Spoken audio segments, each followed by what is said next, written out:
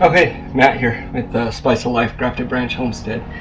Just came inside. It is hot out there from doing some other chores, and boy am I stinky.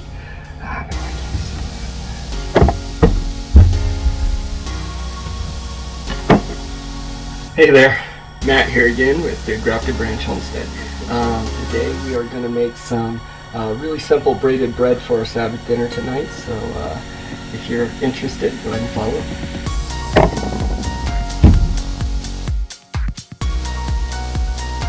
Alright, today we are going to make a super simple braided bread or challah for our Sabbath dinner tonight. And so the first thing I'm going to need to do is get a 1/4 cup of warm water. It is important that the water is warm to the touch, not hot, because we're going to use this for our yeast and you don't want to kill the yeast culture. So I'm going to get in the sink over here a 1/4 cup.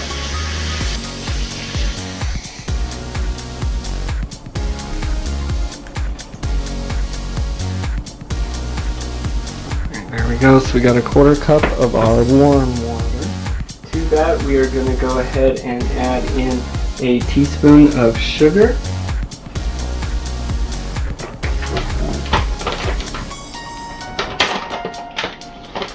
Teaspoon of sugar.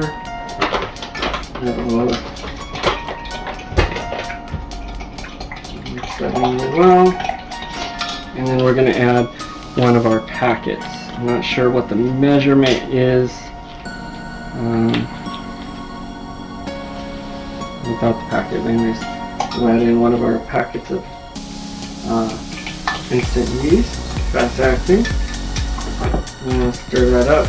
And we're just going to set this aside and let that get nice and foamy.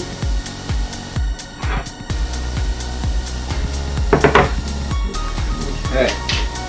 So with that going, we're going to want to grab a bowl. We're going to take 2 eggs. These are from our chickens out back. We're going to want a 1/2 cup of sugar and a teaspoon of salt. We'll get that done.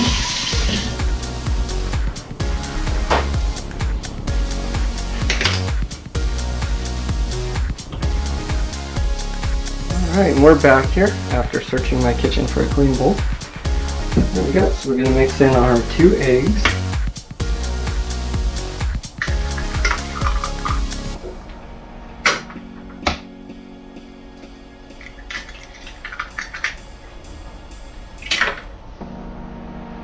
A 1/2 cup of sugar.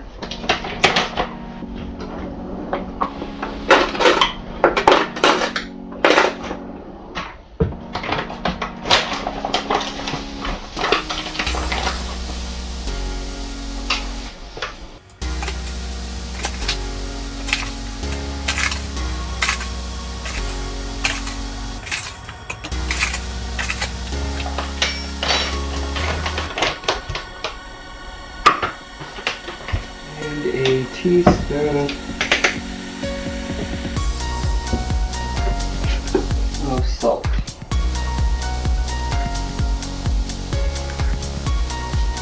There we go. So we got our 2 eggs, farm fresh eggs, our 1/2 cup of sugar, and our tablespoon of salt. And we're going to want to mix that all together.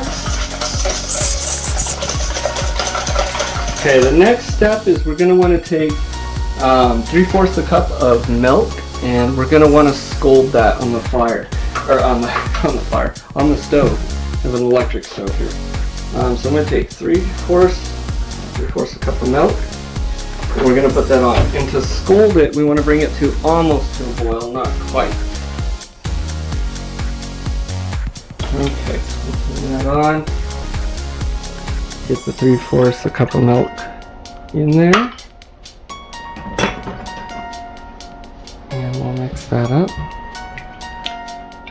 There we go. We're going to want to watch it, and so I'll have it sitting back here to bring it almost to a boil, not quite.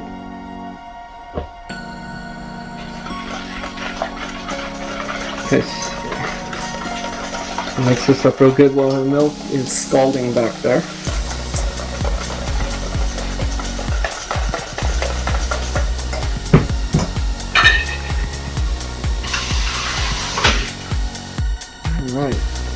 got our milk here, just about to a boil. You can see it's got steam coming off of it.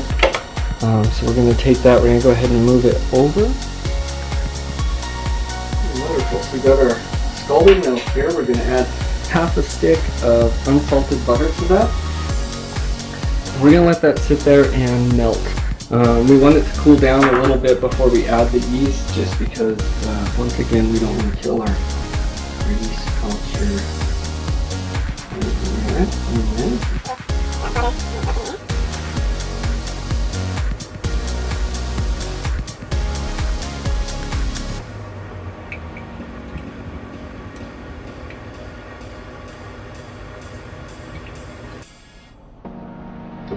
We'll let that finish up. While that's going, we'll take a look at our yeast. Now this is exactly what we want to see. It's nice, thick foam on top. The sugar and the yeast have reacted in there, and so that is perfect. So as we get our butter melted, we're going to go ahead and add this mixture into our butter mixture. We'll stir that up, and then from there it will go to the egg and sugar mixture, where we can add the flour and really get the dough going.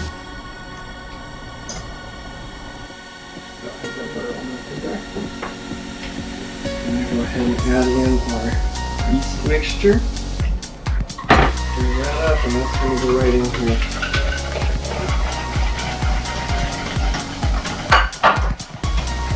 Well, we don't want it too hot. We don't want it to cook the eggs while you're mixing it. You want to mix with the eggs and not cook them. We're going to blend that up. To this, we are going to start by adding our flour. I just have some ground pressed flour here.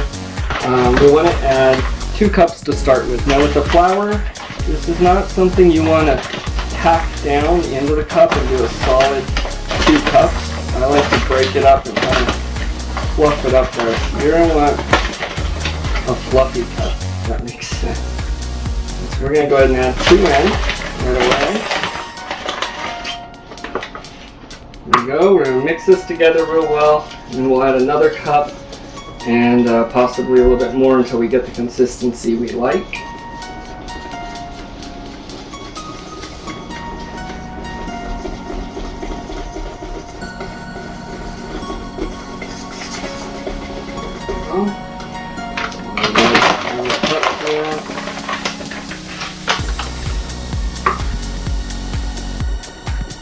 If I spill some flour on the counter, that's fine, because we're going to be eating next.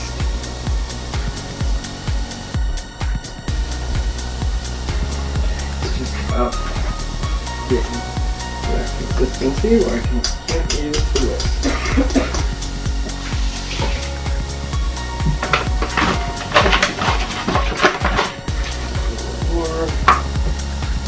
And really here you're just adding it until you get a good dough ball. Good consistency. You don't want it too dry or too wet. It should be fairly sticky. We're going to end up kneading it until it's not. We got a good mix there.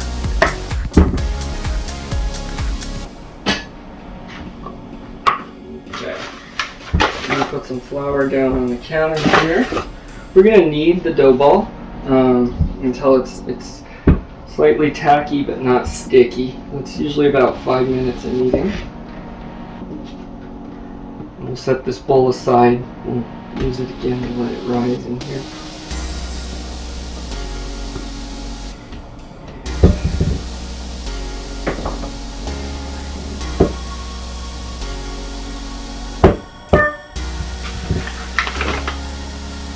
It's pretty sticky, so we will mix some more flour in. This stage, I like to try and keep one hand off the dough while I'm adding more flour.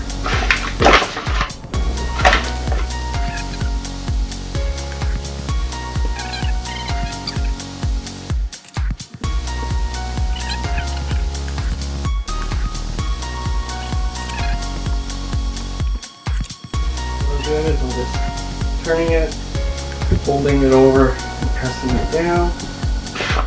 No.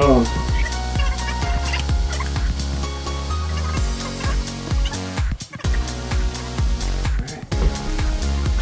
There we go. go. So I'm going to flour inside of this bowl a little bit.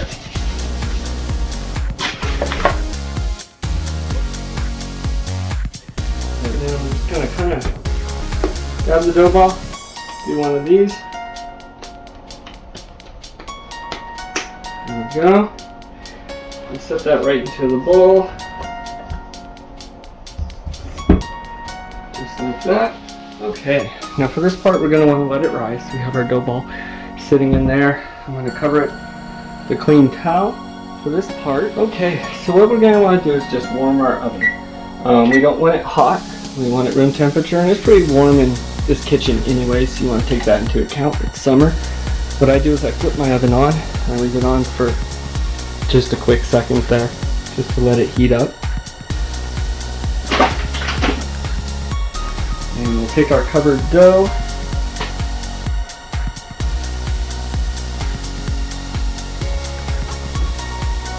I just want it warm.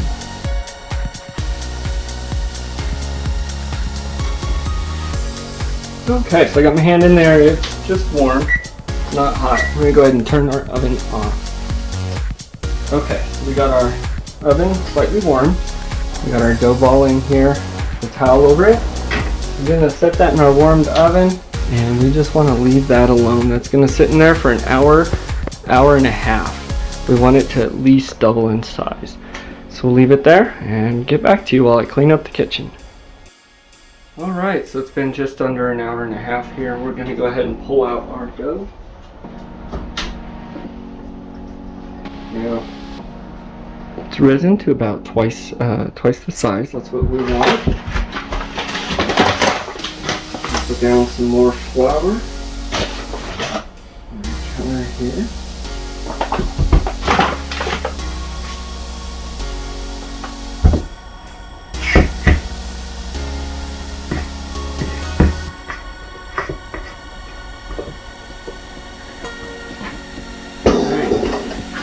And so we don't want to squash it down too much and press all that out, but we do want to get it pulled out. And so what we're going for here is more or less a rectangle of even thickness and consistency through it. We're going to be getting 3 pieces from this. That's pretty good. And so I'm going to cut it into thirds.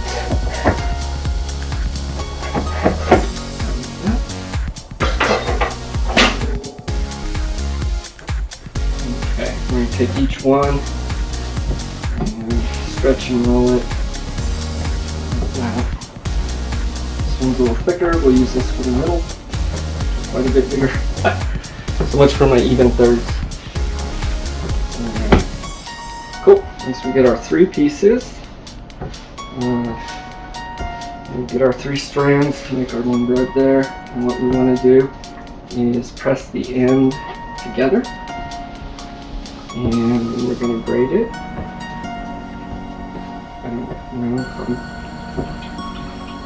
I'm not braiding this right, but it doesn't really matter.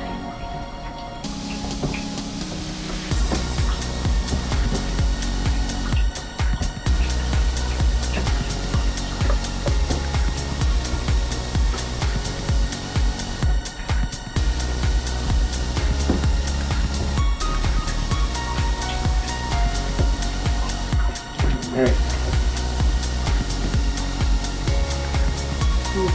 Put it together and tuck it in. Just about like that. Awesome. I like to take a little bit of cornmeal and put it on my tray. Keep the dough from being right on the middle there. I'm going to take our dough. Put that on the tray. And we're going to cover that again. And this is going to sit and rise there for 20 minutes. So we'll be back in 20. Oh, also, while the dough is rising right now, you want to go ahead and set your oven to preheat at 350 degrees. We'll get that going and be back in 20 minutes.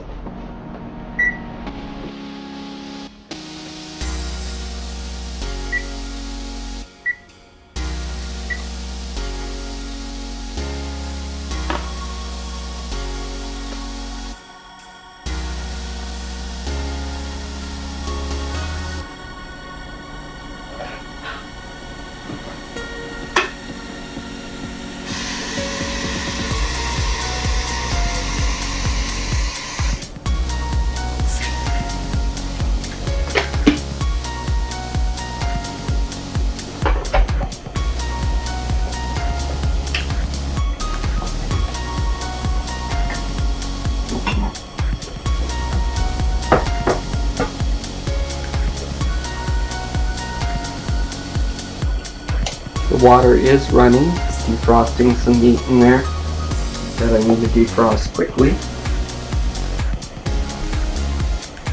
And my wife's tea.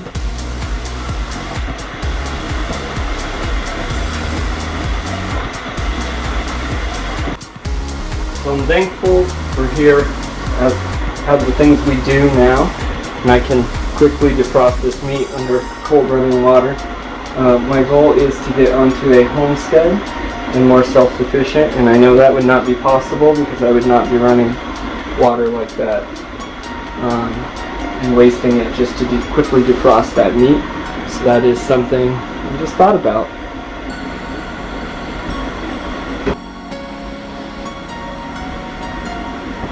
There's some honey chamomile tea. Mix it out there. For my wife.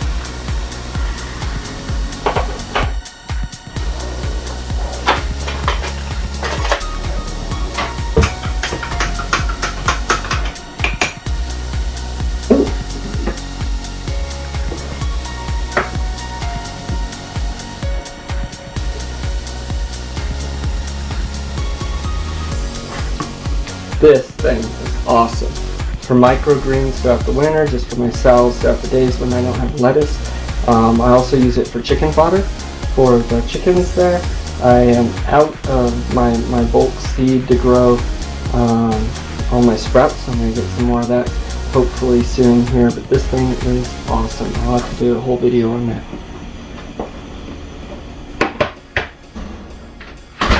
Okay, so it's been about 20 minutes here, and the dough has risen some. When I push on it, you want it to kind of spring back and not sink in completely. It's doing that. To be honest, I could probably give it another 10 minutes or so and let it sit and rise a little bit more, but I am pressed for time, so I'm going to shape it a little bit more and we'll get it in the oven.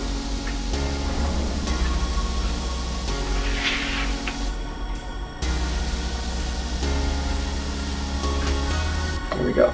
So we're going to take it, I'm going to sprinkle a little bit of flour on top, and then we're going to set it in the oven where it will bake in a 350 degree oven for 20 minutes.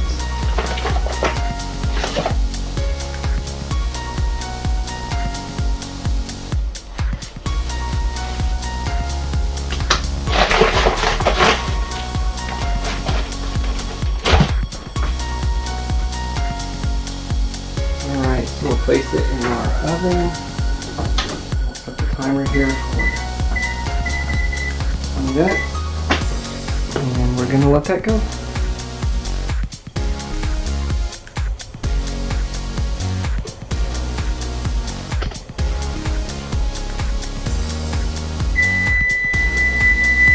Alright, so it's been 20 minutes exactly.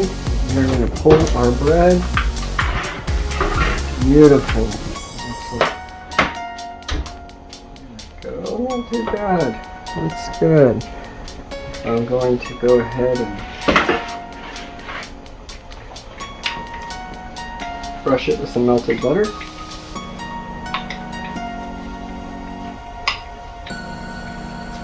Could have let this rise a little bit more, and I will put that in the instructions that time. But I am pressed for time. Not too bad. So this bread here took me about 10 minutes of work, 20 minutes to bake, and then about an hour and a half of just letting it sit and do its thing while I did my thing so it could rise. So in 2 hours I had this bread, 10 minutes of actual work, and my family can enjoy it tonight. I used eggs from the garden and other quality products that I've gotten here to make it and provide that. So we're going to move it over and let it rest.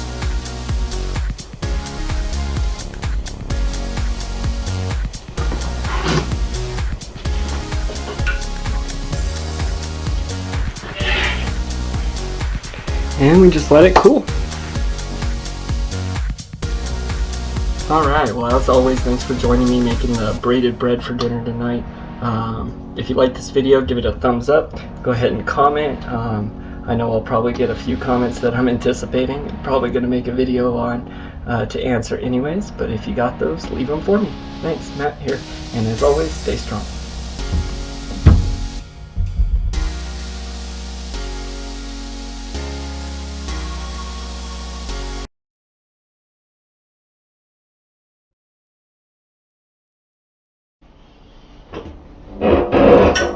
I'll have to cut this part out.